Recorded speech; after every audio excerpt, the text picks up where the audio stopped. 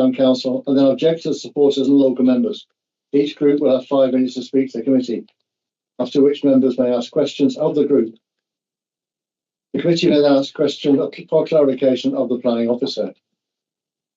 The committee will then debate and vote on each application. Councillors wishing to ask a question or participate in the debate are asked to indicate this by alerting myself or officers by raising a hand. Voting will be by show of hands. Members, please raise your hands clearly and keep it raised to allow a count to take place. If it's unclear how members are voting through a show of hands, I'll ask the clerk to undertake a roll call of those present and how they are voting. There are a few housekeeping announcements. In the event of an emergency, please evacuate the building by the nearest exit, which is in the corridor immediately to the right of this meeting room, and then go to assembly point 9 in the outside area beyond the fire exit. The Democratic Services Officer present will assist you. Right, can everybody please ensure that their mobile telephones are switched to silent or switched off during the meeting? Councillors and speakers in the room, please be aware that the cameras and microphones are live for the duration of the meeting and will pick up most things that are said. Members of the public who wish to leave the meeting after their application has been debated are welcome to do so by the route previously mentioned. When the meeting has ended, I will ask for confirmation that the live stream has ended. At that point, please leave the meeting and make your way out of the building. Remember to sign out as you go. Go back to the agenda. I get that. Which says agenda item 2 is apologies for absence. Thank you, Chair. Apologies for absence was received from Councillors Ali Gordon-Smith, who is substituted for Councillor James Norman, Sam Casey-Rarai, Ken Arlett, who is substituted for Councillor Stefan Gavrishak, and Tim Bearder, who is substituted for Councillor Georgina Heritage. Thank you. Minutes of previous meetings to adopt and sign a correct record of the planning committee meetings for the minute held on the 30th of December 2023. A proposal, please. Thank you. Seconder. Thank you. All those in favour? He wasn't there. I wasn't there. Yeah. Declaration of interest to receive declaration of disposable pecuniary interest, other registrable interest and non-registrable interest, or any conflicts of interest in respect of items on the agenda for this meeting. I see none. Good. Urgent business to receive notification of matters which the chair determines should be considered urgent business. No, Chair. No urgent business. So we'll move to the planning applications then. Agenda item 7 is P23 S2101, the Doghouse Studio, Bolney Road, Lower Shiplake. And the planning officer is Caitlin. Caitlin Philpott. Caitlin, would you take us through the item, please? Good evening, Chair.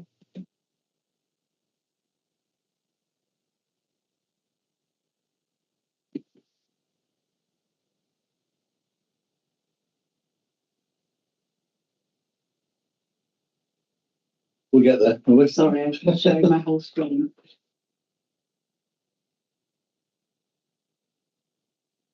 Okay, good evening, members. The National Planning Policy Framework was updated at the end of December 2023. The revisions to the framework do not affect officers' assessment of the proposed development as set out in the report, and all relevant paragraphs referenced within the report remain unchanged.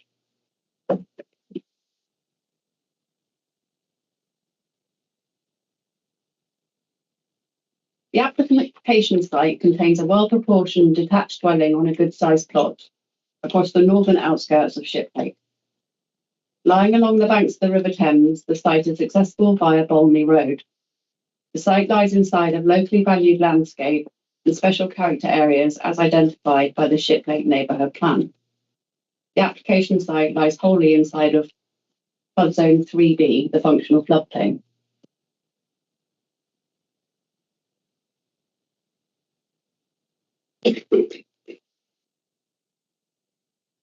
The site has a certificate of lawfulness issued in June of 2021 for the siting of a residential caravan for the occupation by family members of the host property at the northwestern end of the private gardens. The approved caravan contains 4 bedrooms and associated living spaces.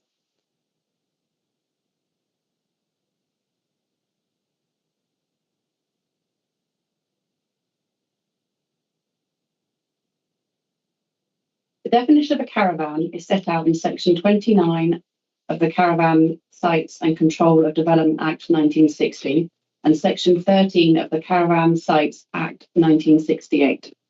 The siting of the caravan inside of the residential curtilage would not be considered an act of development under section 55 of the Town and Country Planning Act. Certificate of lawfulness granted in June 2021 confirms that the use of the land for the siting of the twin unit caravan, as shown on the previous slide, is lawful and does not grant any associated operational development.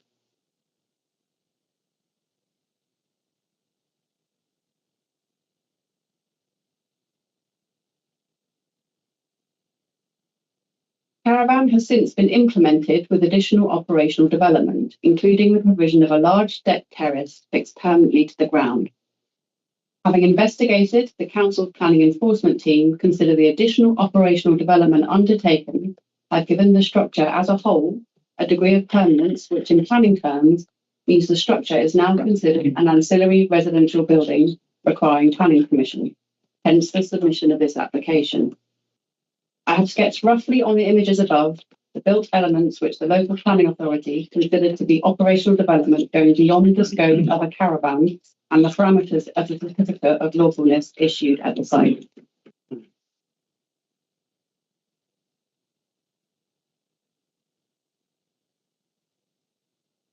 The plans originally submitted as part of this application include the retention of the development as built and complete.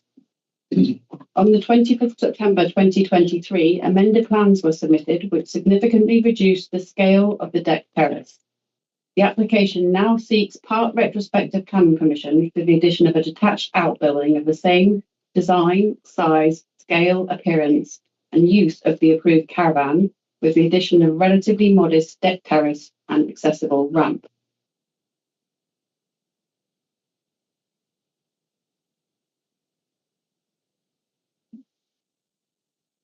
Along this section of Bolney Road, the main dwellings are generally set back into the site, closer to the riverside, with long frontages. There are various garages, ancillary outbuildings, and private outdoor amenities situated within the large front gardens of these plots. The proposed outbuilding is of the same siting, design, scale, appearance, and residential use of the permitted caravan, and having full regard to the fallback position this provides, and the typology of the immediate surrounding area, in officer's opinion, the proposed ancillary outbuilding is not large or overbearing in relation to the main dwelling and the existing residential use of the site. As seen from my site photos above, only glimpse views of the development are available from the public vantage point along the adjoining highway.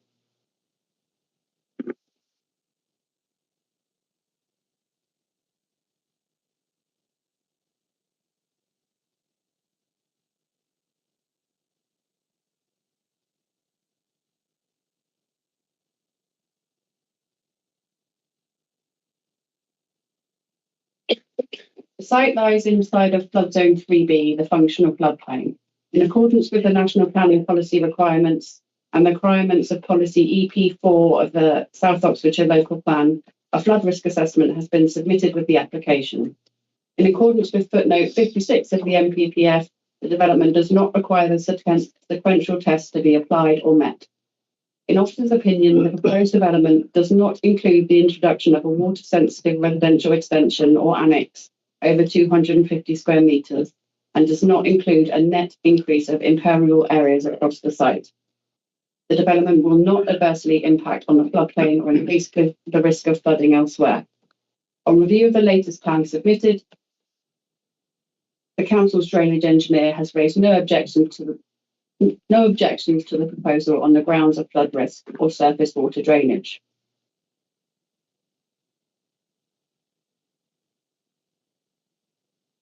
In officer's opinion, the proposed development is acceptable with the recommended conditions. The application is therefore recommended for approval.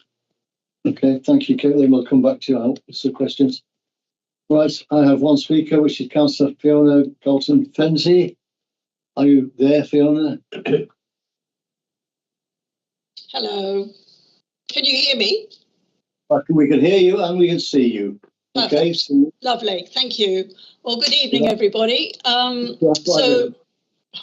the chairman of the Shiplake Parish Council asked me to speak on their behalf tonight. So we believe that this application does contravene the Made Shiplake policy, which we put together over the last 2 years. So the application seeks permission for a timber deck to a mobile home ancillary to the doghouse, making this now a permanent building. So as previously mentioned, this was approved as a caravan back in 2021. However, that was not for it to be a permanent building. It is now a 4-bedroom bungalow on the floodplain Area 3, and on that basis, it is a static caravan. Well, it's supposed to be a static caravan, and that was what its permission was. And it was supposed to be part of the ancillary accommodation to the doghouse, which is the main building, which you can see in the background of the picture to the left of the last photo that Caitlin presented. They are completely different.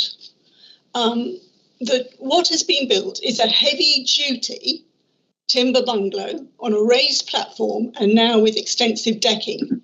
Indeed, they have reduced the decking, but I think we know already that they have changed it completely from the original and probably will do so once the permission is given, if it is. So clearly it has become permanent. It is not in line with the previous permissions of the caravan. And the key test to whether a property can be designated a caravan is the requirement to have the ability to be moved. And this clearly would not be easy to move. So we object on the grounds that the size of the building exceeds the limitations and expectations for a mobile home ancillary accommodation to the host dwelling. Now, since the meeting we had in our council, the neighbour has attached a letter of concern onto the portal on the 2nd of January, advising that a separate entrance has now been made to this mobile home. So they have actually split the mobile home from the main building. And this also makes us worried that this is actually to produce a separate bungalow, separate and therefore no longer ancillary to the doghouse. Secondly, the property sits outside of the built-up area of the villages north of Lower Shiplake.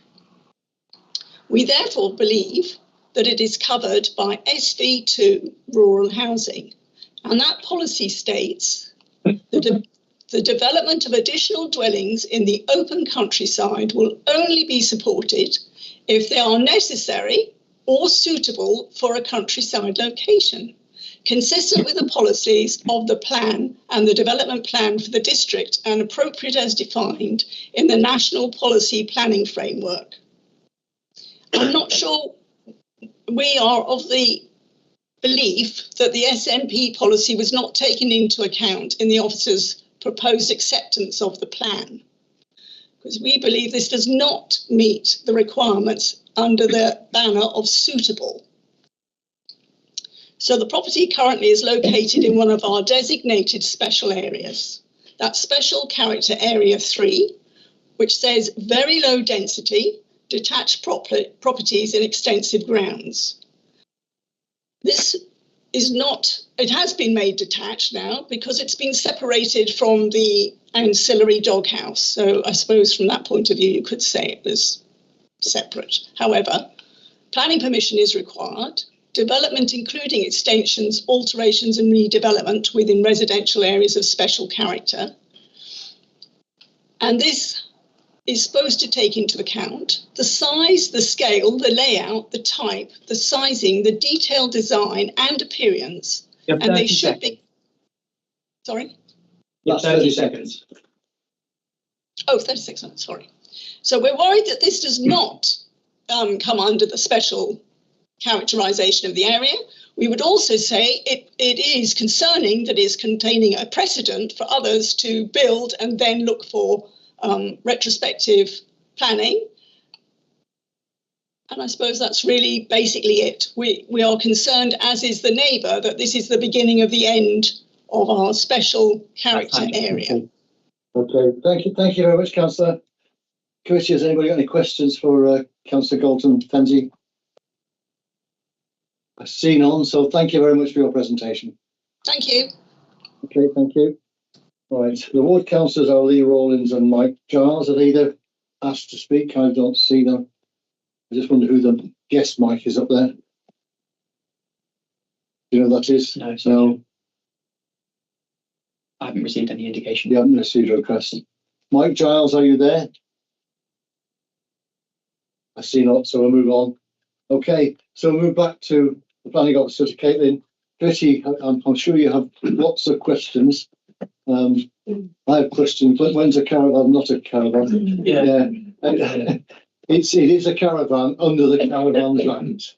Yeah, I mean, you couldn't fit it around my car, but it is a caravan under the Caravans Act, and that's what it said. And it's a twin bay one, so it is a twin unit caravan, as confirmed in the Caravans Act. Yeah, although it's a huge log cabin, but it's a caravan under the Act, which seems peculiar, but that is the case. Yeah, and they'll all say yes. The certificate was issued for the caravan, yes, which looked like that. Yeah, sorry, Axel, go on. Councillor MacDonald, I should say. Thank you. So really, it's the adjacent veranda and things that we're discussing today. But those items could be easily removed if it were going to take from A to B. Yes, I mean they can be removed. They're timber structures. In my opinion, the caravan would stand up well to having that decking removed. Yeah. It wouldn't mean that the whole building would collapse. Okay, thank you. Okay, Councillor Keith Rowan. I was just wondering to what extent this introduction of a letter about another door is relevant. It's The access. yes. Yeah. I'm sorry, I've missed a slide in my presentation. I will. So I will read you what I've read. So the plans provided show a second point of vehicular access onto the adjoining highway, which has been installed into the northwest corner of the site, which is the access has been fitted with closeboard timber gates to match the existing fence. Olney Road is an unclassified, privately maintained highway, and as such, any new vehicular crossover does not require planning permission from the local authority. The entrance gates replace a short section of fencing and are no higher than previously existing. And so, as the crossover doesn't require planning permission and the closeboard gates effectively have the same character and appearance as the fence, I don't consider them to be any more harmful than the previous context. Okay, thank you. Okay, it's a bit of a side door, isn't it? You know, yeah. Okay. Right, Councillor Sadler. Just for clarity then, because obviously they got the certificate of lawfulness for the development in 2021. The parish are saying it looks like a permanent residence, but we're talking about this in the caravan, so it's a kind of removable residence, isn't it? That's just for clarity, because Yes. I think that's really where we're at with the decision, isn't it? Yeah, it takes a little while to get your head around the fact that it looks like a mini bungalow, but under the Act it's a caravan. Well, I'm concerned about the fact that they've raised their neighbourhood plan on this, so I'm just wondering, do they have any kind of point? So it's difficult because a caravan in itself is excluded from the definition of development. It doesn't require permission. You can't apply the policy framework to make an assessment of its acceptability. So the certificate is all it's saying is that the siting of a caravan is lawful under the relevant legislation, and it doesn't allow for the application of policy. And so the fallback position is is based on a situation where policy is not applicable, which I understand is frustrating, but that this is the situation we have. Councillor Gaffigan. Yes, thank you. Thank you, Caitlin, for the presentation. Can I just ask one question, which I think is blindingly obvious. This is for an ancillary development. Therefore, if there was ever a thought of separating the dwellings, then that would be subject to other planning permission going forward. This is ancillary to the house at the moment, so therefore it must remain attached and used by the house. Must always remain attached to new ancillary. I mean, currently it's for the occupation of family members of the host dwelling. If the property as a whole were to change hands and somebody else were to buy it, they could use it in a different way, but it would still have to remain ancillary.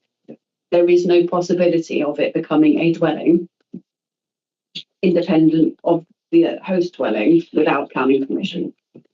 It would be a breach. And my supplementary was, like Councillor Sadler, always get a bit twitchy when neighbourhood plans are mentioned. And on page 16, it says, the objection from the Shipplake Parliament proposal is contrary to the aims of policy SV 23 of the Shipplake neighbourhood plan, which seeks to protect the special character of a very low density detached properties set in extensive ground. Yeah. And on page 25, there is a map of the area. I don't know whether you've got that map on your slides, because it's similar. While I accept what you said, that the policy doesn't apply because it's a caravan, all right, I actually think that this still protects the Shipplake neighbourhood plan, because if I look at this plan, it's still very low density. And there are other plots within the road which are more dense.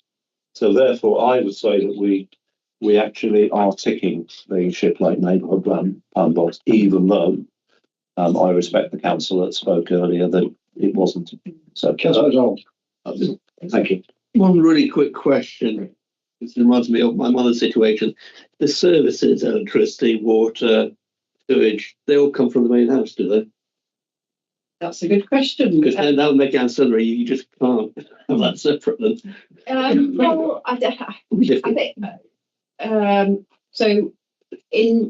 When it comes to planning enforcement action, for any unit where you're looking at whether an ancillary outbuilding has been occupied independently, it's always a matter of fact and degree. We often use utilities as a way to check how the site is being used and its functional relationship, and it is very useful. It's not determinative in itself. Thank you. Okay, all right. Thank you, everybody. Thank you, Karen. I think we've finished with our questions. Anybody not clear about what we're debating? All right, so I'm looking for a proposal then, please. Councillor Gabishak. Well, I'd like to propose the recommendation on page 22 in its entirety that the planning officer has said. Thank you. It's seconded also. Yeah, that's seconded by Councillor MacDonald. Okay. So one more sentence, which is really what I've said earlier, that I look very carefully when neighbourhood plans are flagged up, but I think this sits with the neighbourhood plan and it's an acceptable low density development. So yes. Thank you, Councillor Gabishak. Seconded by Councillor MacDonald. You wish to speak now, or I'll speak now, just reiterating the proposer said, and all the items there, they don't look, there isn't a sense of permanence there. They can be easily removed. So I'm content with the paper and the officer's recommendation. Okay, thank you very much. I'll open the debate then. Is there any debate? Anybody else wish to speak? No. Okay, I'll go back to Councillor Gabishak. I suppose he said all he needs to say. I have said everything. So we'll go for a vote. All those in favour of the proposal, please show. 9, Chair. And all those against? Abstentions? Yeah. Okay. That is carried. Okay, motion is carried. So thank you. Thank you, Cody. All right, we'll go on to P23 S0767 in Stoke Row, and the planning officer is Paul Lucas. I see Paul's lovely face up there. There he is. Thank you, Chair. There he is. You take us through this, Paul, please. Thank you, Chair. This application seeks full planning permission for the erection of 2 detached dwellings and double garage with new vehicular access onto Main Street in Stoke Row. Your officers consider that the principle of development in relation to infilling with new build dwellings is supported in this settlement and within the Chilterns National Landscape by Local Plan Policy H16, as discussed at paragraph 6.2 to 6.7 of the report. The quote from paragraph 79 of the old MPPF and paragraph 6.7 is retained in paragraph 83 of the new MPPF. So the changes to the MPPF don't make any material changes to the assessment that's before you. As outlined in paragraph 6.8 to 6.11 of the report, your officers consider that scale, form and detailing of the proposed dwellings would relate to their surroundings and ensure that the landscape setting of this part of the settlement within the Chilterns National Landscape would be conserved.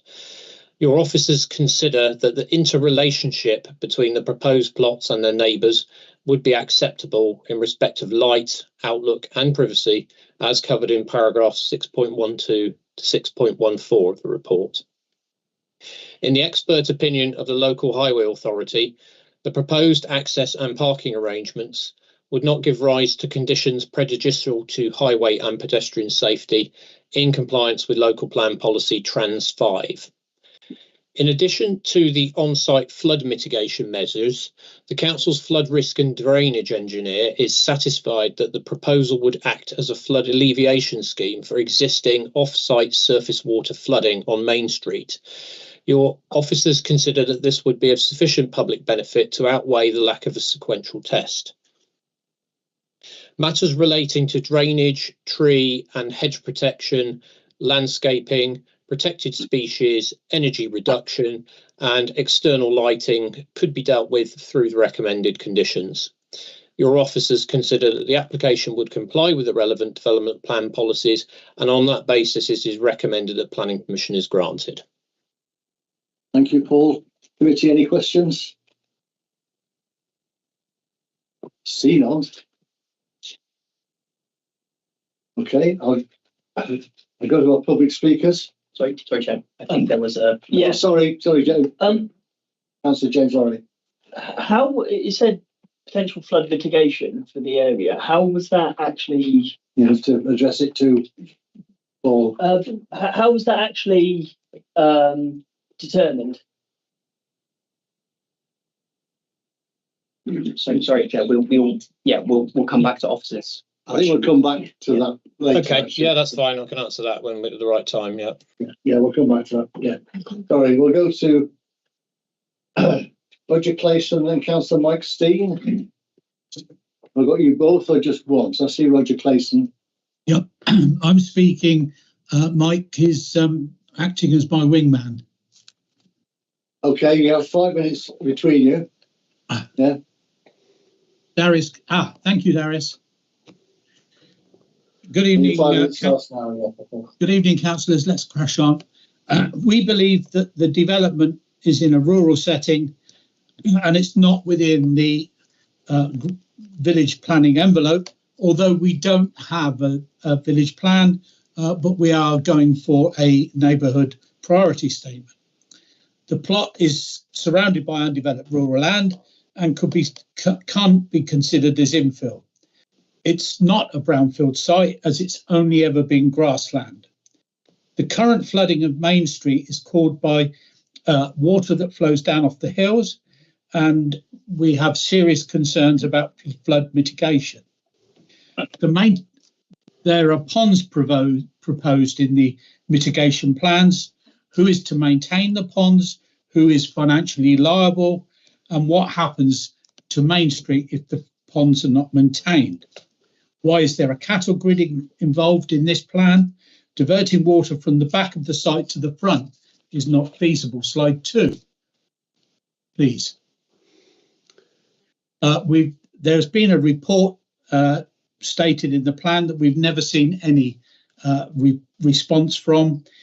There's only one of the houses is brick and flint, and the natural palette of the area is brick and flint. Should planning permission be granted, we would not want any impediment to the free flow of water from Main Street through the site. Next slide. This illustrates in rather exaggerated form the seasonal flow from the farmland to the building plot. Next slide. This, gentlemen and ladies, is a regular scene in this area. It's from May 9, 2019, but there's like scenes many times in any year as soon as we have any appreciable rain. Next slide. The SODC have tried to mitigate the floods for years. That is a drain that frequently gets blocked. Next slide. The manhole cover in the middle of the road is a great bellwether of what happens in this road. With the constant flooding is breaking the road up and exposing the manhole and all its edges. Next slide. This is the borehole that SODC sank on the site to deal with the land. This is taken just before Christmas. It was full, and that is a borehole drilled by experts. Next slide. This is a street view going out of Stoke Row.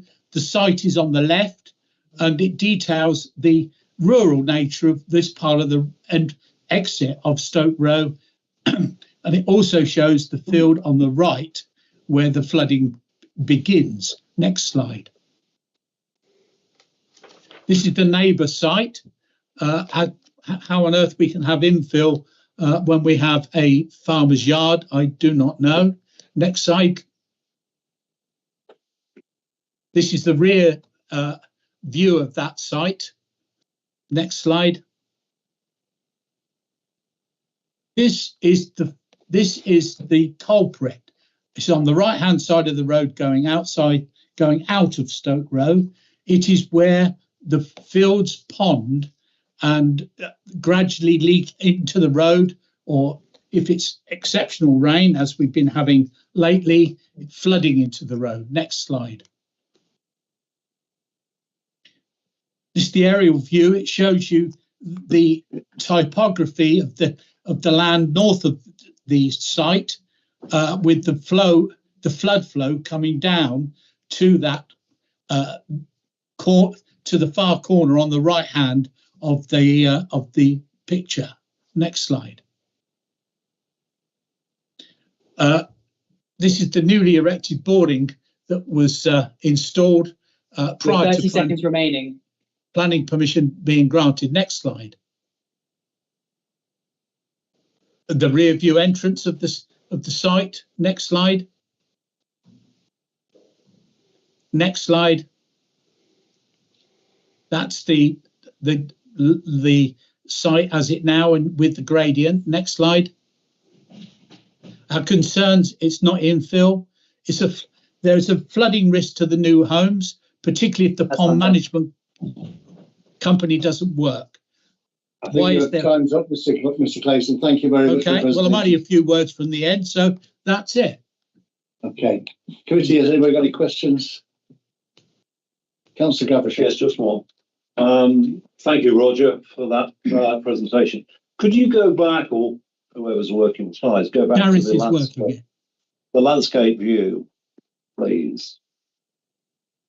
That's one. Yes, that's right. Can you actually point out where the site is, or can somebody point out where the site is on that particular picture, please? Right. Well, that's pretty impossible for me. Darius, if you know, go on, point to it. I think it's here. That's what I. Is that correct? Yes. there it is. That's the site. That's right. Okay. Now, my then supplementary question is: to the right of that site, are there houses, dwellings built up, and to the left of the site? Those And to the left houses, of the site is there. right. If you go to the right, they're tin sheds, and that's an agricultural usage for storage stuff. If you go to the left, there is some intermediate housing that's sort of that is there, that's not been planned. It's just happened over many years. But you can see as you go to the left the openness of the road.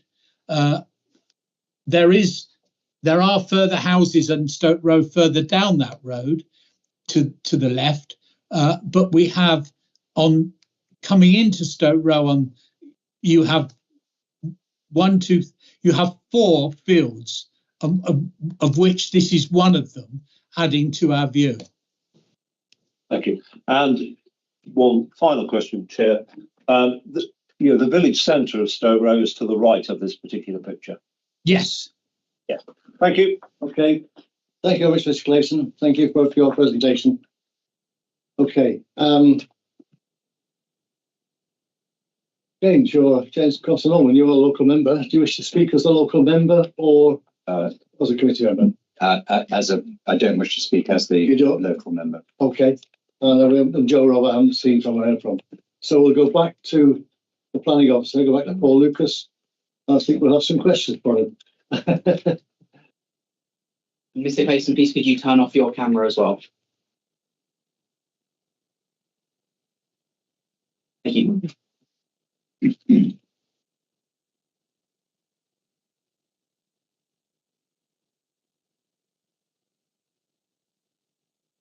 Paul, can you come back to us? He's coming back. Yes, yeah. Okay. We have a number of questions. Georgina was the first one. So Councillor Heritage. Actually, my question, it was really just to back up Councillor James Laurie in that for me, the sticking point is the flood mitigation. So I would, because it seems to be the biggest drawback from of this proposal. And I think it would be good to have that explained to us in more detail, please. I think you're probably right. I think most people would agree with that. Good point. Yeah. Yeah, okay. So to direct you to paragraph 6.16 and to 6.19 of the report. So we've identified that there's a surface water drainage issue on the site and around the site. So that as a result of that, the applicant has been required to provide a mitigation scheme for that, which is just to deal with the on-site issues and to manage any flood water that enters the site, to protect the properties and to avoid water spilling out onto other properties and other land. So this has been took quite a bit to get an acceptable scheme. It's been evaluated by our flood risk and drainage engineer, and the scheme that's incorporated within the application, it has met with their agreement. So, and then the addition to this is that normally where you would have a site which is subject to any form of flooding, there would normally be a requirement to do a sequential test, and on-site mitigation wouldn't normally be enough in itself to overcome that. However, in this instance, because you've got the off-site flooding already occurring, which is the road, and you've seen the pictures of it, it gets blocked. It's just the application site is just where there's the dip in the road. The effect of the development will be to remove the verge on one side where that water gets held up and allow water to flow into the site, and that will then be captured by the mitigation scheme on site. So it gets, as far as I understand, it gets picked up by the cattle grid, drains down, and then gets transported into areas where it can be held until it can be, and then can be released in a controlled manner. This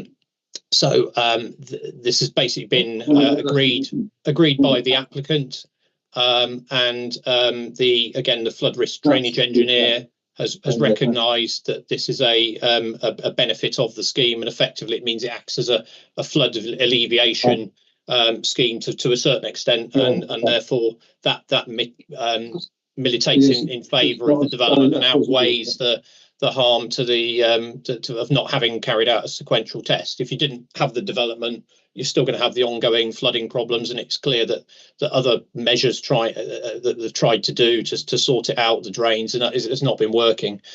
There's a cross-section plan which I'm hoping my colleague will be able to find on here, and that shows the levels into the site, because I think I saw one that the parish council had, and it had sort of a lip still there, because I think that was showing the existing situation with the verge. And I think there is a cross section that shows the relationship with the to the road and through the site, so that it goes down. And I'm not seeing it on the screen, but there is one submitted with the application that the drainage engineer has seen and is satisfied with. I've got one here in front of me, and I'm not seeing it on the screen. On page 63 of our report. Yeah, that's it there. You can see it there. That's the one. So it's now on the screen. So the bottom picture, you can see there's a bit of as a sort of a lump removed. It's very small on my screen, so I imagine it's pretty small on yours, but there's basically a lump that gets removed, and that's the verge being removed, and then the levels take it down into the site. So on that basis, the drainage engineer is satisfied that will get picked up by this, and it's therefore means that the benefit would be a real one. So you can see the red, the black line is what's there currently. So water gets on the road and it can't go anywhere. The red line is the proposal where the access would be, and that allows it to flow into the site. It's obviously it'll happen gradually, because you won't stop the water from pooling up as much. Well, Mr. Grayson was quite concerned about there being a cattle grid there. But what I'm understanding is the cattle grid is acting as an intercept. Yeah. And then piping the surplus water through the site to the bottom end of the site to, I think what I call attenuation ponds. And from there, then it's going further down the site. So exactly. It allows it to capture. If you get a lot of heavy rain, it can then absorb more water than the site would do at the moment. I'm obviously not an engineer, so I don't understand the technical things.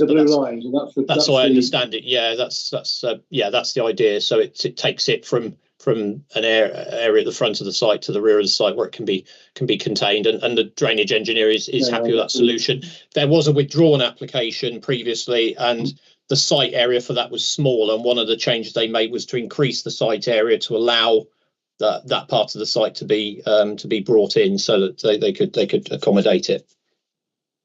Okay, thank you, Paul. A couple more questions. Councillor MacDonald. Yeah, just a quick one. There was a comment about it not being infill. Comment about it being next to some garden. Sorry, some farm buildings. I just had a look at Google Maps, and I could see several properties, 3 to the left, many to the right, many north, and many south. So is this in fact an infill rather than something else? That is infill, is it?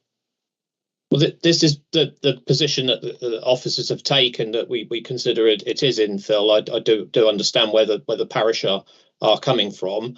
However, we've looked at it in relation to policy H16. There is an element of judgment involved with these things, but it requires. I think there are a couple of points I wanted to touch on. The fact that it's a greenfield site. Well, the definition of infill in the local plan doesn't specify whether require a site to be brownfield in order to be suitable for infilling. It can be a greenfield site as well. It's just usually those are more sensitive, so you've got to deal with them in a more sensitive manner. But it's clearly surrounded by buildings. It doesn't specify that what the buildings have to be. They don't have to be houses. They can be other buildings, and I think some of these farm buildings are in commercial use now. I did a sort of a land property search, and they were coming up as commercial, but they've clearly been sort of captured. At one point they would have been more isolated from the settlement. As the settlement has expanded over time, they've become, in officers' view, sort of encased within the built form of the settlement. And indeed, I think we have approved you can see we've approved the 2 dwellings that you can see on the photos to the west of the site, immediately adjacent. So it'd be a bit difficult for us now really to turn around and make a different decision in principle terms, where although we're looking at a different local plan now, the infill policy hasn't changed very much at all in terms of its wording. No, that's fine, thank you. Okay, Councillor Norman, did you have a question? I'll come back to. My questions have been answered. Okay, thank you. Councillor Sadler. Yeah, so I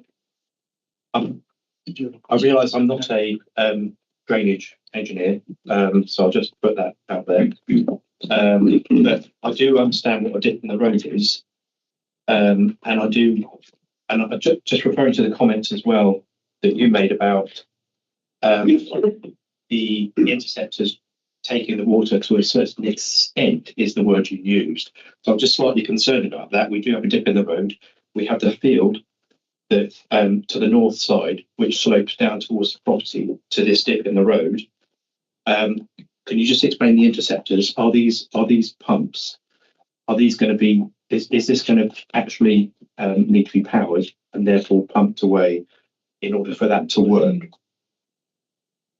Unfortunately, I'm not a drainage engineer either, so you're getting very, very technical with it, and I'm not really in a position to be able to get into that level of detail. All my understanding is that from what the flood risk and drainage engineers told me is that he's satisfied with the scheme that's been put forward, so that in his view it will work in terms of on-site mitigation, so it will prevent the properties from flooding from water that goes on-site.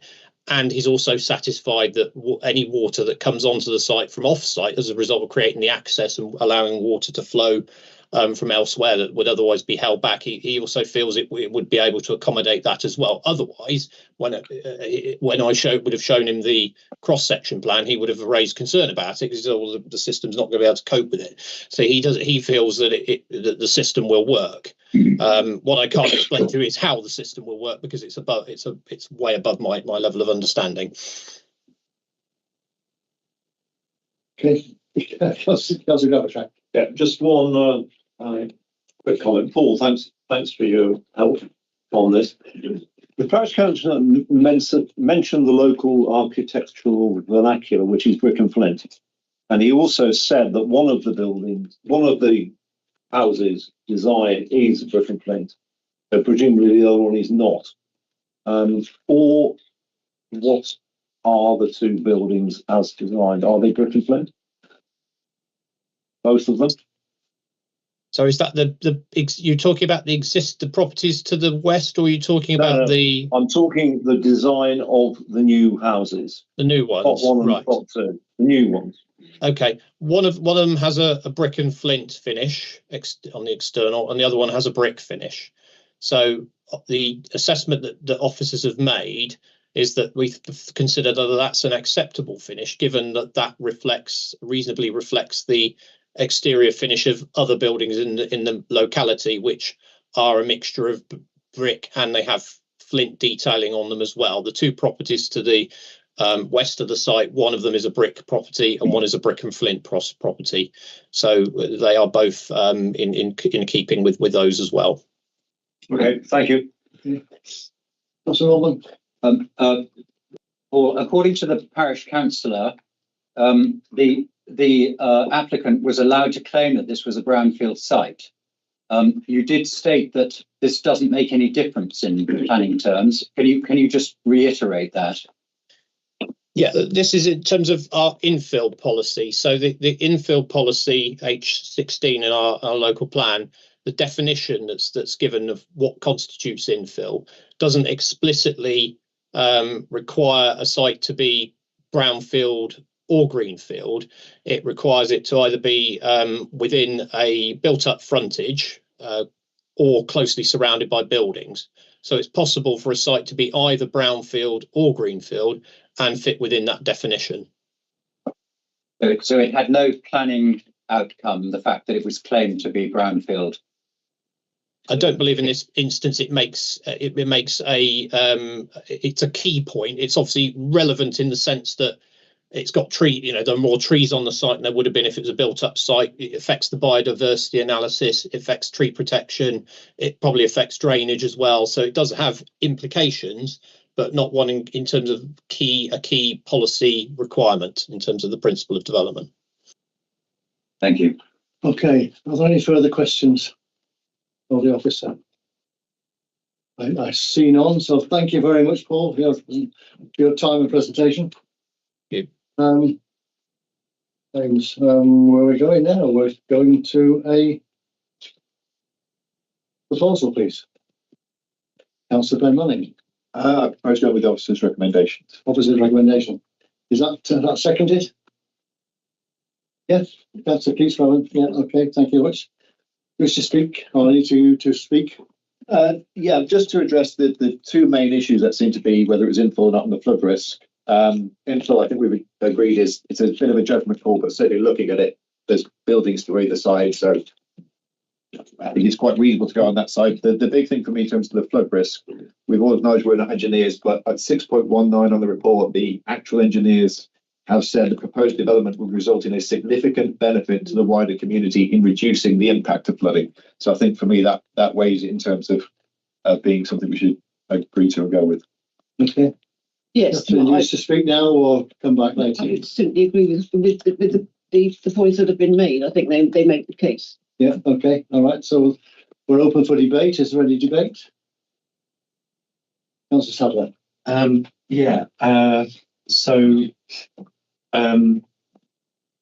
Oh crikey. So basically, I'm a little bit worried about this flooding, as I've already alluded to. I'm sure the engineer has done his job and he knows what he's talking about. Crikey, I had a good point then and I've lost it. Sorry. There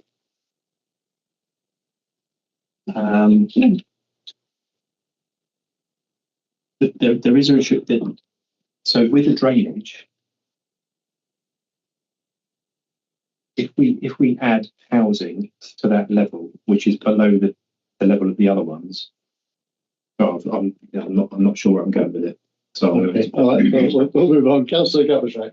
So come back if you get your thought. I think we've got to accept the flood, the drainage engineers comment that in fact, and I see it as clearly a benefit. I mean, it will be a big catch, this cattle grid, where the water goes in. I don't think it'll become a pump, it will be just gravity. So it fills up and then it slowly filters into the Chiltern Court. So I think we've got to, as Councillor Manning has said, accept 6.19, I think you said, the flood risk. The flood officer said the drainage scheme is acceptable. So I'm sorry, we've got to accept the expert on this particular point. Thank you. Sorry, may I come back? I do apologise. The point I was going to make actually was the parish had raised this concern about SODC actually boring another. And I think that's a misnomer as well, because it wouldn't have been SODC. It would have been a highway authority, which is the county council. Yeah. Okay. Well, all right. So they've attempted to deal with the flooding in the area, but evidently this is not working. So, according to parish, I don't know. So yeah, I'll just okay. All right. Before we move to the vote, which is the next move, is going again, was it? You would have noticed that on this particular application, there are 8 pages of conditions. Yeah. Yeah.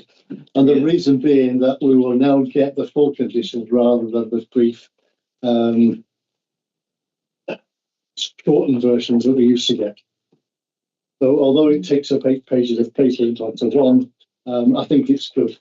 Yeah. And you'll notice that at condition 21, the surface water drainage scheme has to be done first. Yeah. Yes. Okay. If there's no more comments, I will go back to Councillor Manning to sum up. Just to reassure us, I mean, acknowledging Councillor Sadler's point, but I think the fact that by making this development, it takes away, as was pointed out, part of the hedge which causes the problem of the flooding and has the cattle grid. I think both of those things together were a lot more than a borehole would do. So again, the engineers suggest it will be a real benefit. I think that would be very good. Okay. All those in favour of the proposal, please show. 9 chair. 9 against. No. I'm abstaining. Okay, so thank you. That is passed. It is now Just go to 7 o'clock, which is sat here for an hour. I need to go home. So we're on a 5-minute break. We'll adjourn briefly. Motion.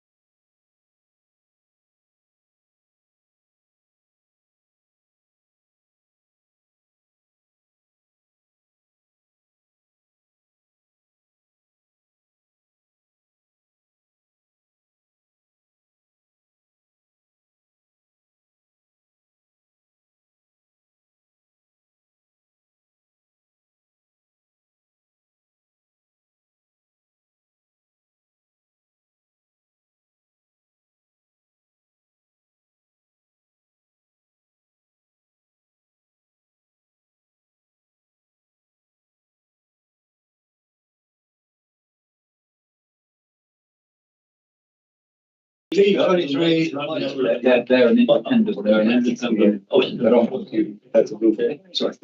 Sorry. Be with us, Stefan. We'll move on to P23 S2141, which is Summer Cottage, Cane End. And the planning officer is Jeremy Peter, who's there in front of us on the screen. Good I'm evening, sure everyone. Jeremy will explain everything to us. Thank you, Chair. Good evening, everyone. I hope you can all hear hear me. We definitely can see me. Am I coming through? Yes. You've got a lovely halo. Right, I don't know where that's come from. Must be this like, hang on, maybe this. Right, there you go. Oh, that's fair. Yeah, that's fair. Right, Yeah. okay. Right, good evening, everyone. Like I said, can I start by saying that the PPF changes that came out in late December are not particularly relevant to the assessment of the matters raised in this particular application. So it doesn't materially alter what we've assessed. The application before you is a retrospective application for the change of use of 3 areas of land for dog walking with associated benches, tables and shelters, a change of use of an area of land as a dog adventure park, and the change of use of an existing outbuilding for doggy daycare and dog grooming, as well as the installation of a septic tank in connection with the dog daycare and dog grooming service. The recommendation is to approve the development subject to conditions, and the application is before you because the recommendation to approve is contrary to the views of Kidmore End Parish Council. If we could go to the first slide, please. There we are. That is the area of land. Now, that is the entire ownership. It doesn't comprise the application areas, which is shown on the second slide, please. The areas involved are the shaded green, yellow, and red. They are the 3 separate woodland areas that are proposed to be for dog walking. Just to the south of the red shaded area is the dog adventure park and the building which will be used for doggy daycare and dog grooming services. Moving on to the next slide. That is the entrance to the site, the overall site from the A4074. Moving on. Next slide, please. That is the signage at the front of the site to the entrance.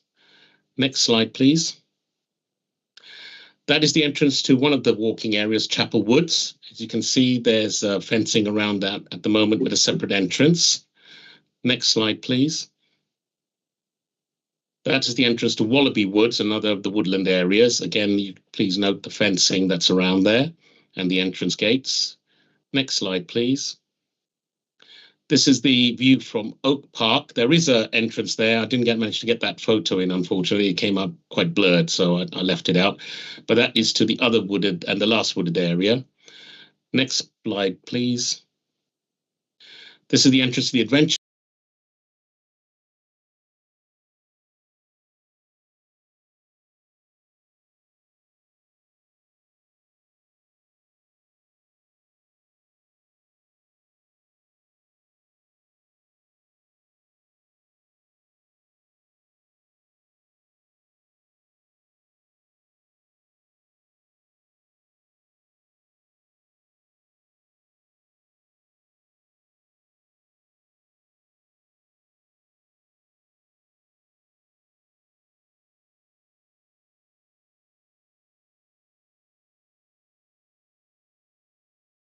Kennels, there are 5 in total. Next slide, please. That is the entrance to the canine cuts, which are the dog grooming service. Next slide, please. And that's just a view of the overall area from one perspective, looking out over the site. After careful consideration of all relevant planning issues, it is your office's view that the development is acceptable in principle. The impact on the national landscape, previously the AONB, is also acceptable and can be further mitigated through appropriate conditions on hedging and tree management. The impact on neighbouring amenity can be minimised and controlled through conditions on operational hours, fencing and lighting. Ecology and biodiversity impacts can also be controlled by condition. Highways and drainage matters have been satisfactorily addressed. Consequently, it is considered that the development does accord with local and neighbourhood plans as well as national planning policy. It is acknowledged that the application is retrospective, but current planning legislation does not preclude the submission of retrospective applications in order to regularise unauthorised development. This application has been assessed on its own merits and found to be acceptable subject to appropriate conditions. The application is therefore recommended for approval. I'm in your hands, Chair. Okay, thank you very much for Mr. Peter. We'll come back to you after we've heard from our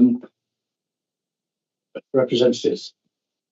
Okay, I have two speakers. Andrew Harland is the first one from Kidmore Parish Council. Is here in person? Yes. Okay. Hello there. I'm not sure whether you're here in person or going to be on. I'm here in person. I've got some copies of what I've said. I've only got 8 copies of it, so I don't want to take these with me. So they're up to you if you want to distribute those.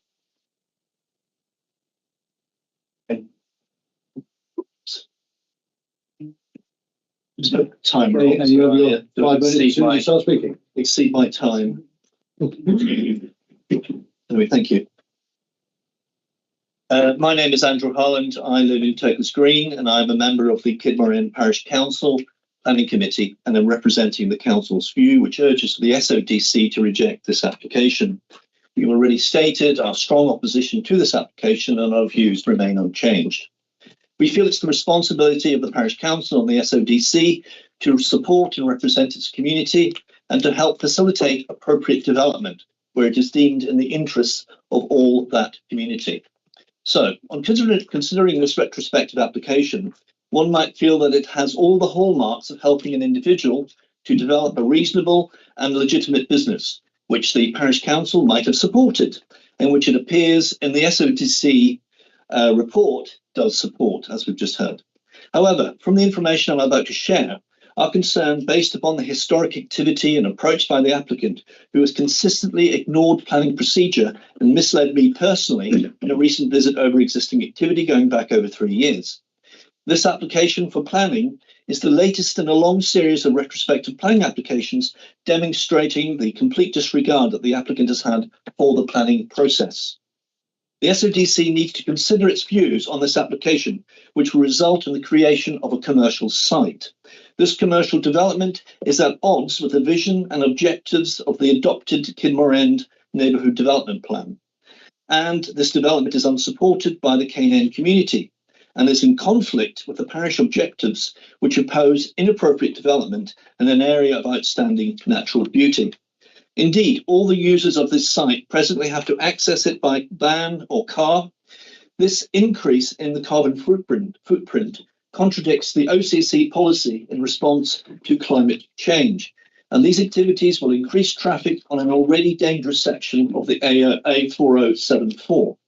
Now, I personally visited this site when considering this application, focusing on dog walking, dog grooming, and the dog stay care services, and got a flavour of how the site was being managed. I saw the converted barn, which has already been used for visiting groups. I saw the 4 large storage units, but was only given access to one of them. And I also asked about had any of the outbuildings ever been used for accommodation purposes. Now, it is not for me to speculate on what has gone on in the past on this site, or what will happen in the future if the SODC gives the applicant permission on dog-related services, which are already being created.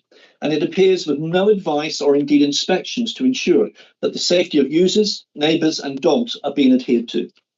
But may I point out at this situation that when we looked at this application and looked through, we thought that if they'd gone through the correct planning procedures and responded responsibly to the guidelines and concerns, then we would be looking at this application in a very, very different way. However, there is no evidence in this applicant's history that the applicant will honour the conditions that are proposed in the planner's report. Once permission is granted, the application will simply do, as happened before, to ignore and disrespect the guidelines set down by the council and turn what was originally a residential site into a commercial industrial site with little or no consideration for the neighbours.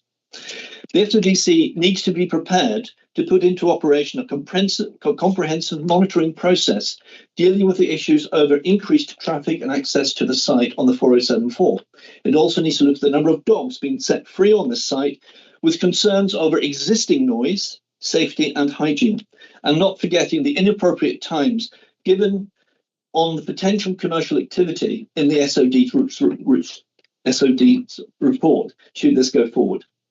We would strongly suggest that the SODC review this application and in doing so come to the conclusion that this is not in the interest of the Canaan community, nor does it support the aspirations of the Parish Council or the SODC in trying to maintain and encourage appropriate development across the county. In conclusion, If the Canaan community and the parish council feel they cannot trust this applicant to fulfil their responsibilities, this puts an even greater onus on the South Oxfordshire District Council when making its decision. Our trust lies with the South Oxfordshire District Council to fulfil and maintain high standards across the county on all planning matters. That's 4 minutes and 38 seconds. Okay, thank you very much. Committee, have you got any questions for Mr. Harland? Councillor Heritage. Could I just ask? Sure. I'm just noting that in the conclusion on the officers' report, it's 7.1. It's considered that development of this type and scale in this location is supported by the South Oxford Local Plan and the Kidmore End Neighbourhood Plan and so on. And I note that you commented you don't feel this application is supported. No. By them. Would you mind explaining why, just so that we can take a view? That is not supported by it.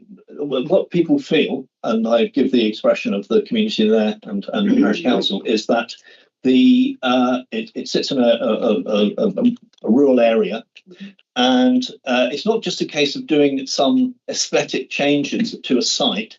It's actually turning the site into almost an industrial site. If you go around that site, irrespective of what the planning person's just said, I've been around that site, and you just get this sense of not just some activity going on, but there's a lot of other activity going on, which gives it a completely different flavour. And that's what people are viewing and seeing, and that's been going on for some time. So we're asking the SODC to rethink this, because if it was a simple case of implementing and introducing certain activity that would help and enhance the area, then yes, I don't think people would question that. But that is not what has gone on here, and therefore there is a real doubt in what is going on and why it's taken place in the way it has. And remember, this has gone on for 4 years, and why are we just getting a retrospective application now? It's a big question I would ask you, because that has created so much animosity in the local community, when in fact, if it had been dealt with appropriately and up front, maybe we wouldn't be sitting here and having this conversation.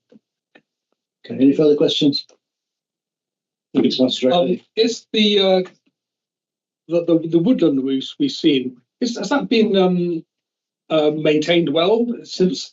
And when we saw the aerial photograph, it seemed to be quite good woodland, but on the ground level photos, they seem to be quite different. There's sort of bare earth. Okay, so there are 3 areas that were mapped out there for the different dog activities.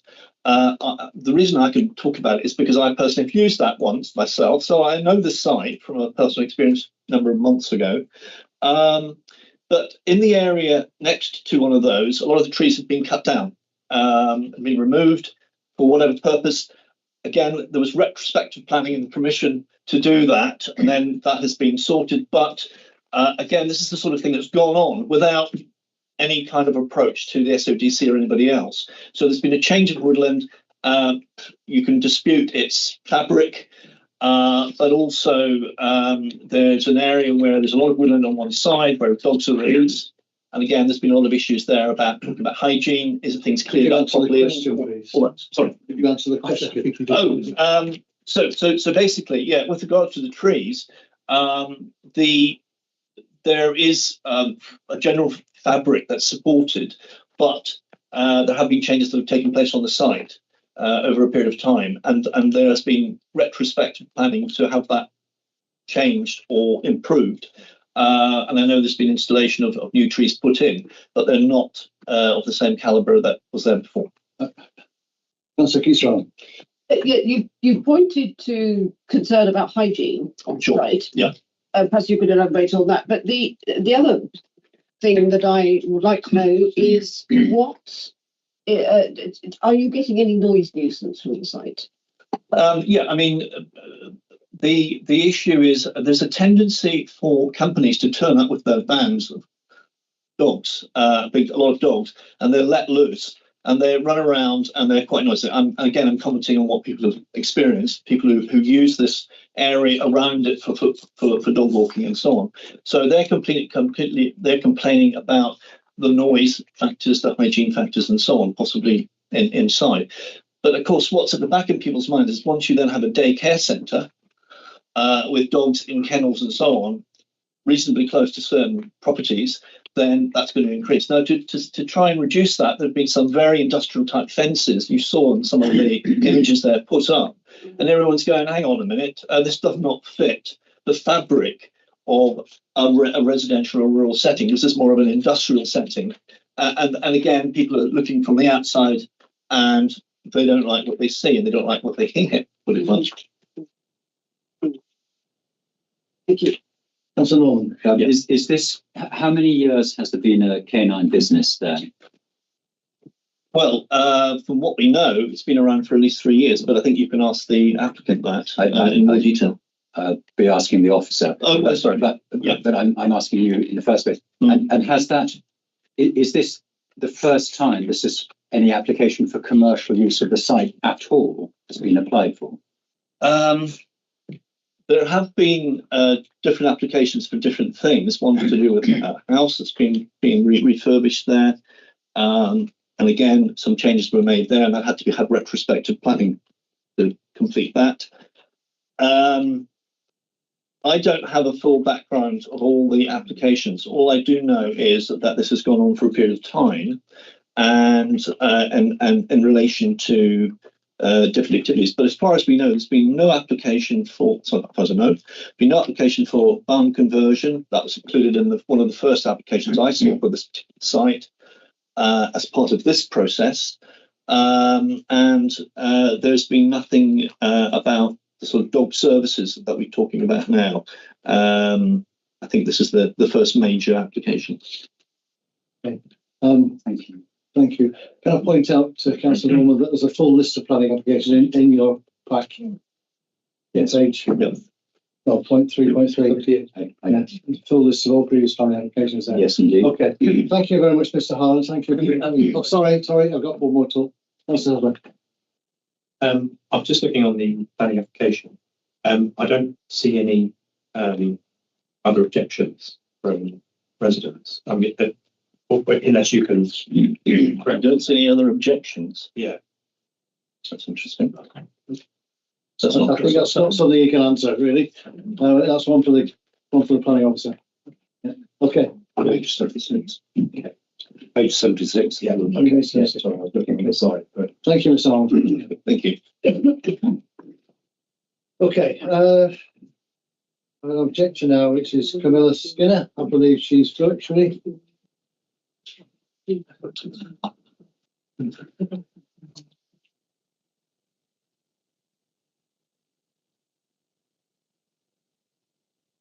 Camilla Skinner, are you there? Yes. Yes.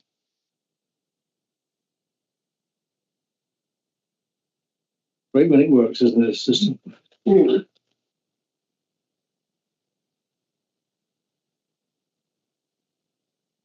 If your microphone might not be working. She came up. It said she was. Saying she's talking, but it's not. Muted. Just speak. Let's just log in again. I will go to Mr. Herbert. No, I can't really. No.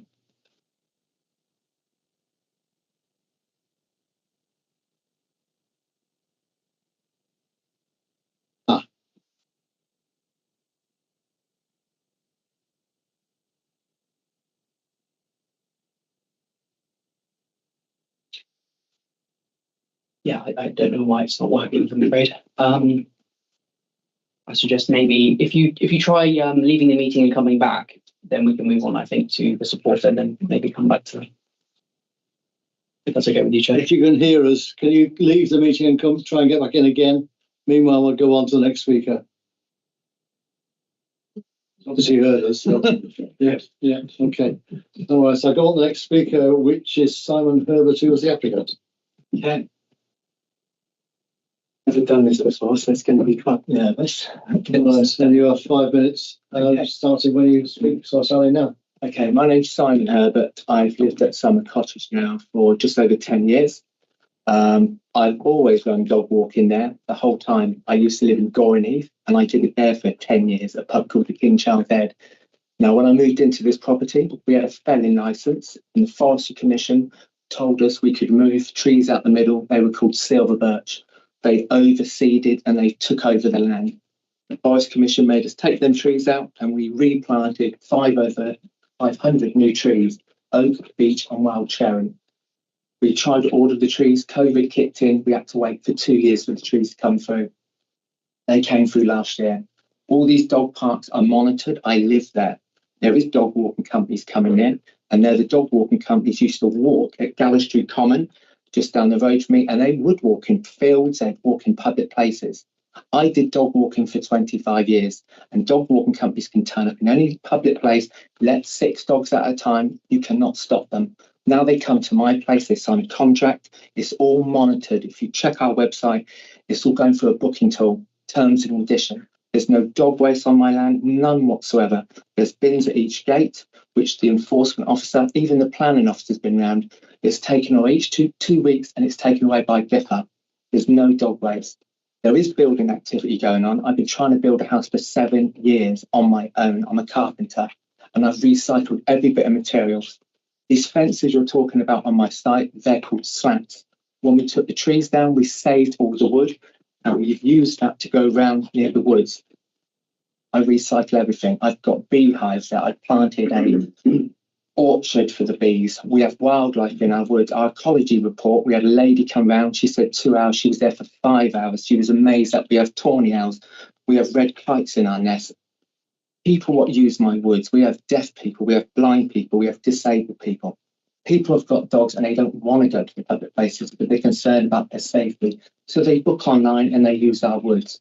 When they book it, it takes 10 minutes. Before they come in, I tell them the terms and conditions they have to follow. Anyone breaks that rules, they're told they can't use my facility. One of the neighbours who were concerned, we had an incident 4 years ago, which I do not want to discuss about. It was dealt with the Crown prosecution. Now, since this has happened, we have been arrested the last 4 years, and enough is enough. My family can't take it. I've been at this property, I've lost my mother, I've lost my father, and I've died at that property, and we've been arrested for 4 years. I invited Jeremy round, I invited this gentleman round, I took him into my barn, sat him down and I explained the whole of my property. The containers you're talking about, these containers, well, all my furniture has been in for 7 years. I'm building a house. 7 years I've been doing this. Yeah, I've not broken any law. Sorry, Sorry, I apologise, but I've not broken anything. Every time anyone comes on my property at the council, I say, what can you hear? Traffic, no dogs. The environmental health gave 2 of our neighbours devices on their phones, apps, so if there's any noise, no noise. There's no noise on my property. The daycare centre was a lock-up for storage. My daughter is a professional groom and she runs that daycare. There's 7 people on site all the time. This is monitored. I don't want to affect any of my neighbours if there's any noise. We have another little business there, which isn't a business, called Summer Barn, which you can all look online. We have 150 rescue animals. The park, the money what comes out funds that business. We're just trying to earn a living. I'm trying to put food on the table for my family. I'm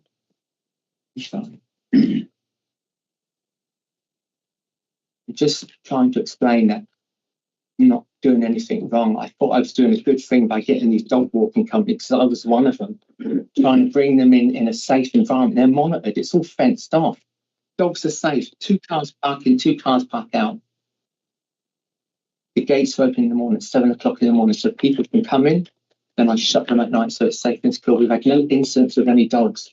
There has been incidents in our area which have been reported by the police, and that's to do with, sadly, other people's dogs around our area. Now, there's 11 people who are objecting about this. 6 of them don't even live anywhere near my road. They live in Cheppington. They live miles away. How can they complain about things they do not live near? There's a public footpath at the back of my property. Not one of the general public has come in. Not one of my neighbours have ever complained to me. Not one neighbour sent me an email or a text. They can go onto our website if they've got any comments. We've never had any comments on anything. Just want to live in peace and harmony, get on anyone. If I've offended any of my neighbours, please tell me what I've done wrong and I try and resolve it. That's all I can say.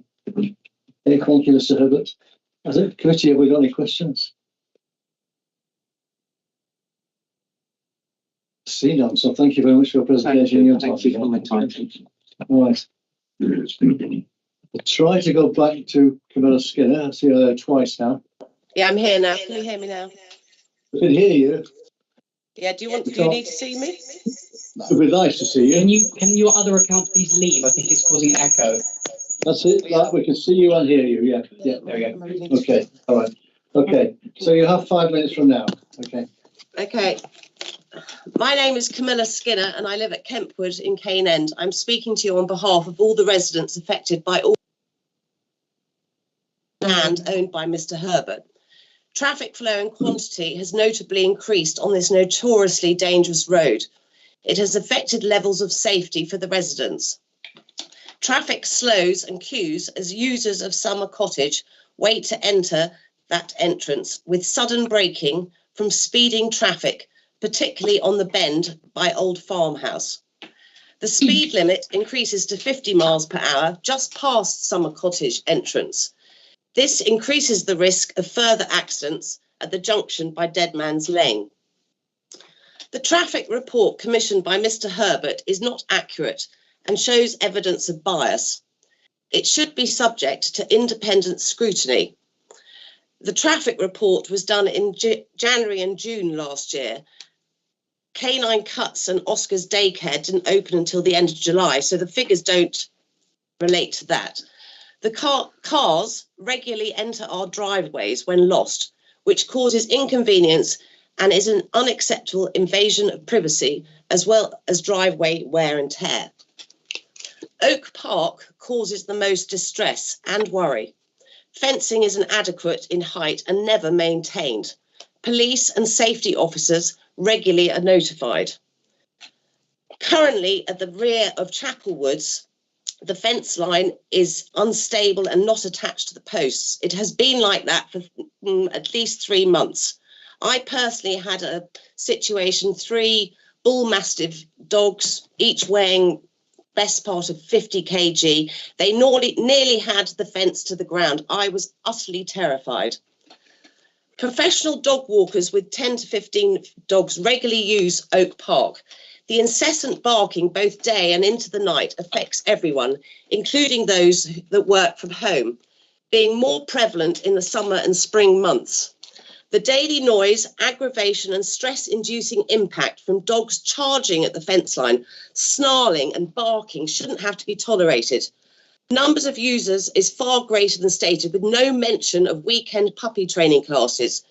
Professional dog walkers regularly use these areas with between 10 and 15 dogs per session. Further noise from building machinery can be heard at all hours and at weekends too, regularly starting before 8 a.m. and into the night. Vehicles moving around the numerous trackways is disturbing and unsightly. Excessive and intrusive lighting, especially on the stable block housing, is wholly unnecessary and is regularly on for 24 hours a day. We feel Summer Cottage is becoming a commercial enterprise, and I haven't mentioned the petting and party barn or livestock escaping into our gardens. Mr. Herbert would prefer to have continued developing under the radar. His threatening, aggressive and intimidating behaviour has caused enormous amounts of upset, distress, anxiety and worry to his neighbours. Residents fear that if further permission is granted, even with conditions, Mr. Herbert will not adhere to them. His track record to date must clearly highlight that. These are our homes, and we should not have to tolerate or be subjected to the levels of noise, the intrusive lighting, the human and vehicular movement, the increased levels of danger from dogs and vehicles, or the intimidating and threatening verbal abuse from Mr. Herbert. I finish it there. Open to questions. Thank you, Ms. Skinner. Open to questions. Are there any questions?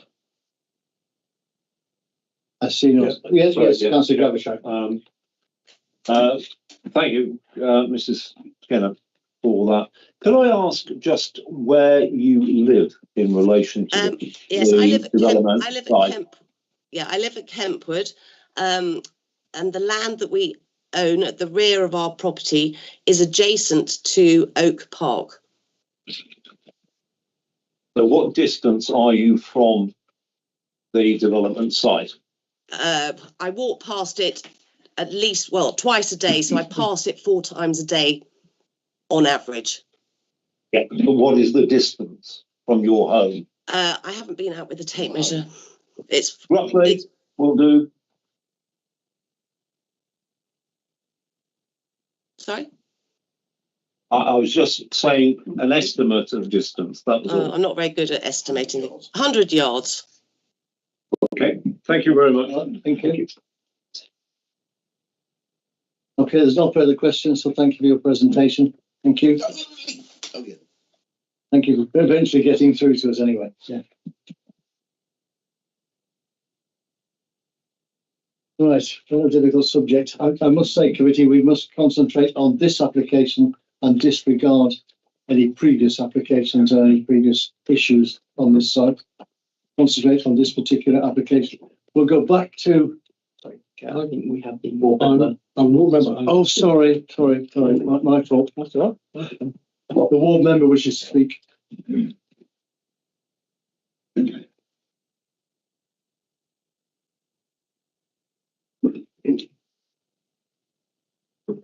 I can let you know who I am. Right. Well, it's been pointed out that this is a retrospective application, and our pack identifies as about 4 pages of the planning history of the site, with 6 enforcement issues and a number of planning applications. But we must disregard all of these because what we're looking at is what's on the table before us, and the application has been. Although it's retrospective, and recommended for approval, but that recommendation for approval includes a large number of conditions, very, very carefully set out in terms of the timing of the operation, lighting, how many dogs could be taken on at any one time.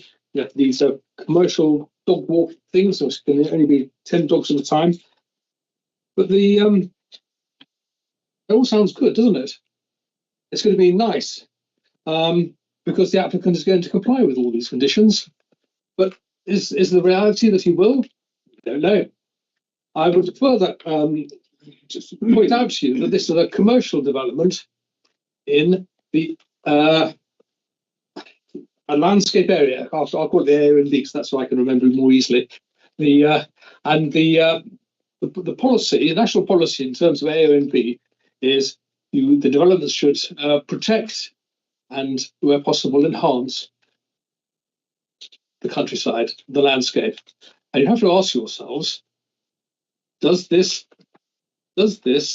commercial development with packs of dogs protect and enhance the AONB? And the answer very clearly is that it doesn't. And we in addition to that, it also has an adverse impact on the neighbours. The neighbour at Kentwood has had dogs hurting themselves apparently at home through the fence, which is not a thing that anybody should experience. And the A4074 is popularly, this stretch is known as the Bends of Death, the 13 Bends of Death, because it is a very dangerous road.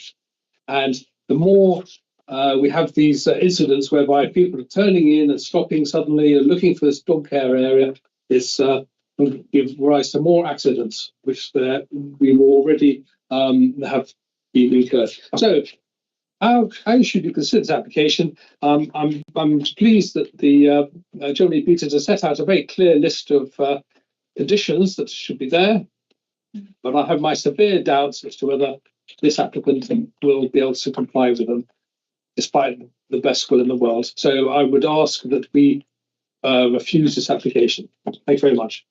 Okay, committee, any questions? Councillor James Lorry. So how is it not helped the area of natural beauty? Because they've planted more trees. They have planted more trees. They've got rid of, gentlemen got rid of trees that were causing issues. And all of his houses are hidden behind trees. So how is it against an area of natural beauty? Well, areas of natural beauty are not what's necessarily visible. It's everything into it. It's the whole landscape is considered, and he has admitted he's felled a number of trees, and those trees will be large trees which do have a positive landscape impact, and necessarily the trees that he'll have planted will have been small and will take 20 or 30 years to come to reach maturity and have a positive impact on the landscape. Yes, but if a tree blew over in the wind, you wouldn't then complain. He's replanted trees regardless of how long it takes. Well, sorry, we're not in debate, we're in questions. Are further questions? Yeah, just one, and I know quite a number of us on committees are sometimes sceptical of highway officers, but the highway officer has said that the page 75, 2.3, the applicant's stability of transport plan and the increased traffic is unlikely to have any material damage. So you said that you implied that in fact that was wrong. So would you like to? I would agree that there wouldn't necessarily be an increase on traffic on the A4074, but what there will be an increase in stopping traffic, traffic turning right off this busy road where the speed limit goes from 50 to 40. We've got bends just further south, and we've got an attorney to people. The highway officer says it's okay. Oh well, we're in questions as well, and that's a question. Yeah, the highways officer is always can be a matter of opinion, but is there an existing access at this point? But access hasn't been made. But these, previously you had sort of field entrances. There weren't commercial visits with vans delivering packs of dogs. Right, no further questions. Thank you, Councillor Dragonesi. I take it you're going to come back on committee now. I think I might. Presentation. Yeah. Emily wants to make a point. Just committee members, just remind you that we are considering this application which is before you, not any other matters on the site. And with regards to conditions, if there were to be any breach, that would be a separate matter that we would consider. We're not to consider whether could there be a breach or not, and that's not to come into the consideration. We will deal with that separately if there is a breach. Okay. Thank you. Yeah, that's okay. I'm going to say something. Good. Right, where are we going? We're going back to the county planning officer, who has been living with this report for quite some time. So he was the enforcement officer as well as the planning officer. Yeah. So any questions for Mr. Peter? Councillor Gardner. So, thank you, Jeremy, for that. Can I just tackle this idea that this development is not acceptable in the ANOB? It's obviously a judgment call. If you had a sawmill in the ANOB, it would probably be acceptable because you're felling trees and as long as the noise is acceptable. But is this dog operation an acceptable form in the ANOB? Thank you, Councillor. Yes, in my opinion, and the office is because it's a land-based business, and the policy allows for land-based businesses. There's no new erection of buildings taking place except for some shelters and tables, etc., which I think are acceptable and blend in. So from that point of view, we've taken the view as what is it acceptable in accordance with policy in terms of principle. And yes, it is in terms of principle of rural-based business. And then I've looked at it in the context of impact on the national landscape. And from that context, it's a land-based business. It's not creating more buildings, etc. So yes, I think that in terms of impact on the AONB, it is acceptable. And a second question, if I may. Yes, you can. Yeah. Just very quickly. On page 90, you set out a series of conditions.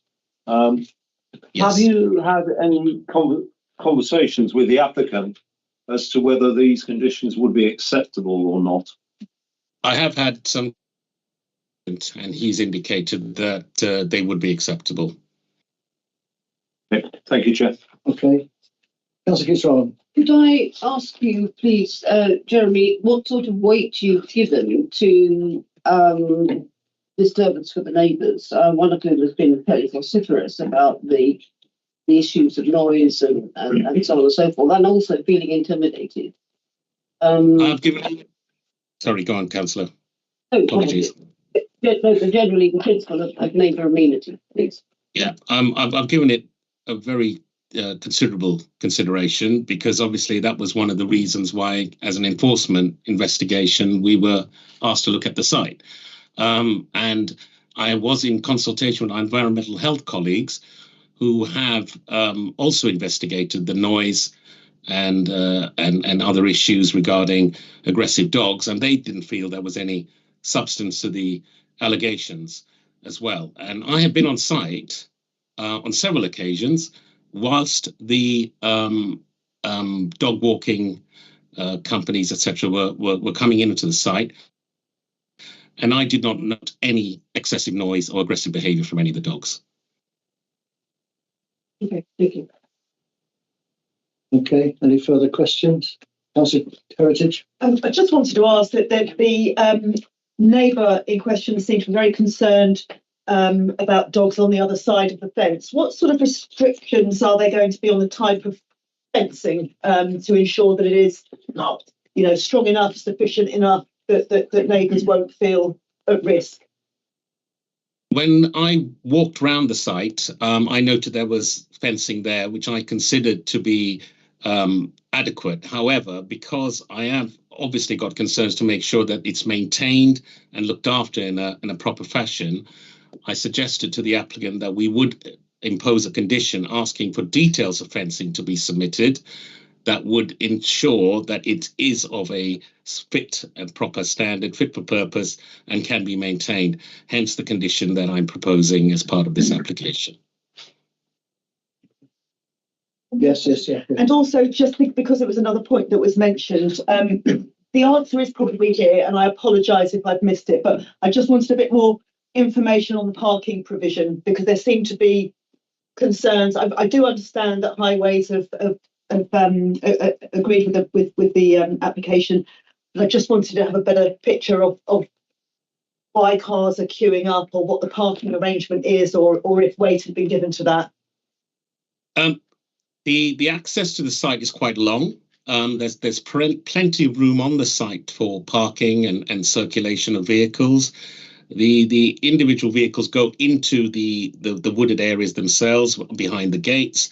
While I was on site, I didn't notice any issues regarding people waiting to come in or what have you. They were just turning into the site and travelling up the access road to the various woods.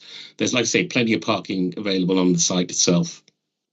You don't. It's. I apologise. Just to continue. In your view, it's not something that requires a traffic management plan. There wasn't an issue. No, in your experience. No, not as far as I noted. No, and again, highways also were quite happy with what they saw. Thank you. I see no further questions. Sorry, that's all right. Sorry. One more. I've just thought of, which is just very brief. In the report, Jeremy, it states the dog walking hours. Page 84, dog walking areas, hours of operation. You have not, or correct me if I'm wrong, put that as a condition within the conditions. Yes, or is it? I have. Sorry, sorry, Councillor. Yes, I have. Condition 5. 7:30 to 6:30 and 8 o'clock. Fine, I apologise. Right, that ticks that box. Thank you. And no activity on Sundays or public holidays. Right. Yep. Jeremy, just to confirm that the applicant has agreed to those hours. Yes, as far as I'm aware, the agent. I've discussed it with the agent, and he seemed happy with them. Yes. Okay. All right. Any further questions?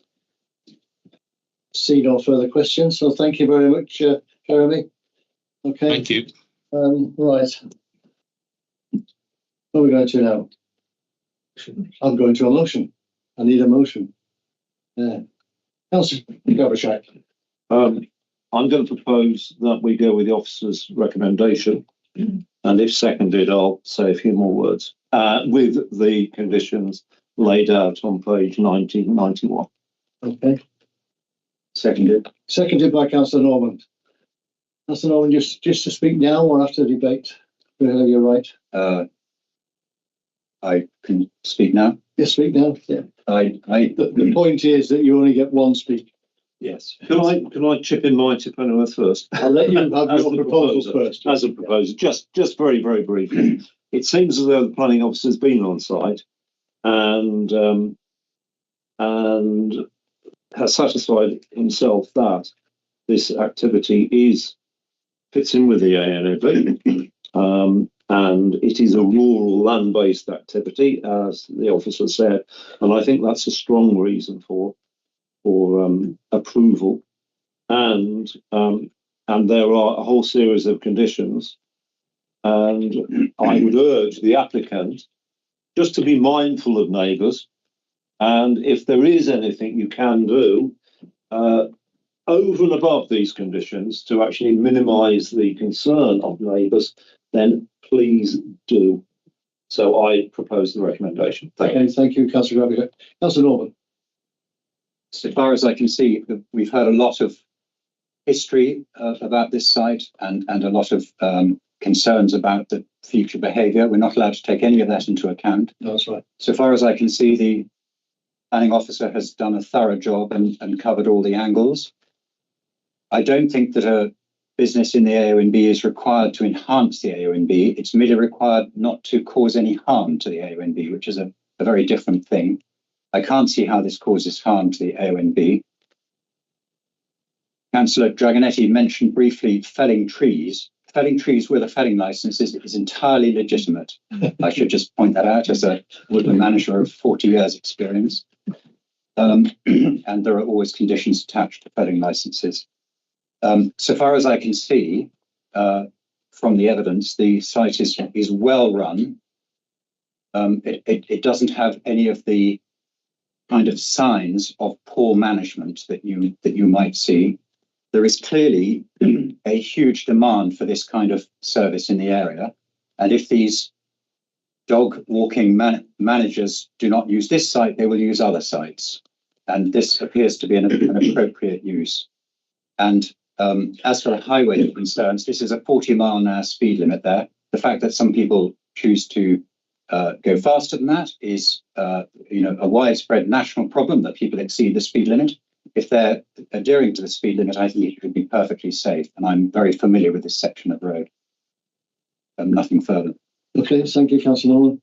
Right, so we're open to the debate. Is there any debate?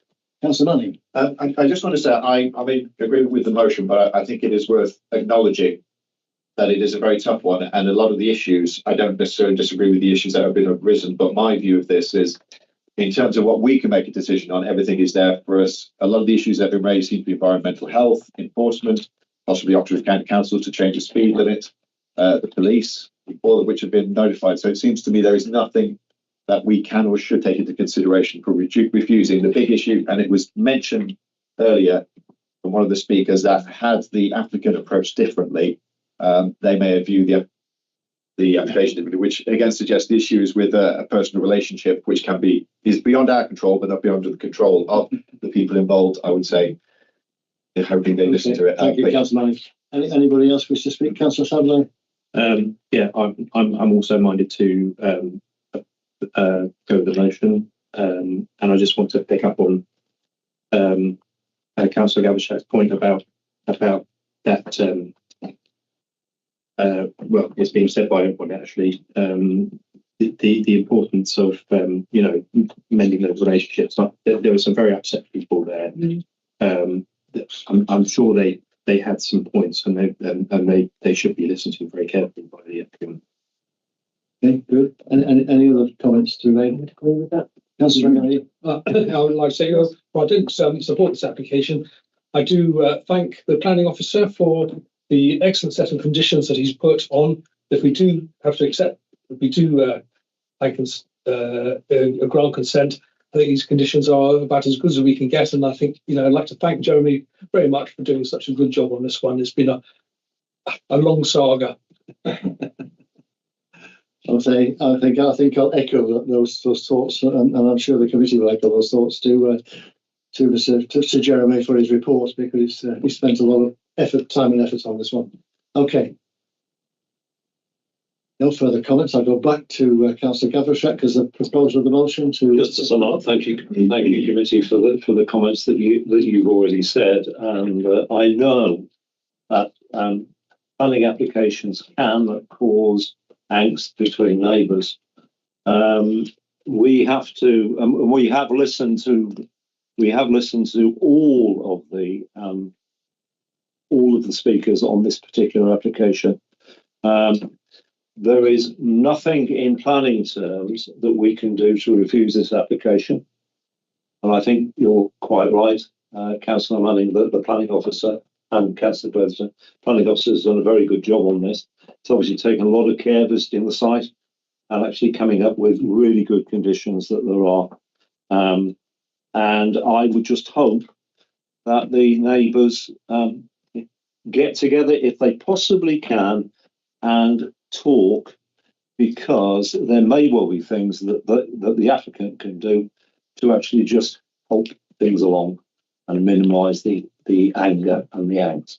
So that's just my conclusion, and I ask the committee to approve this recommendation. Okay, thank you, Councillor Gavroshak, for your summing up. Okay, committee, we'll go to the vote. All those in favour of the proposal, please show. 9, Chair. 9 against. On one abstention.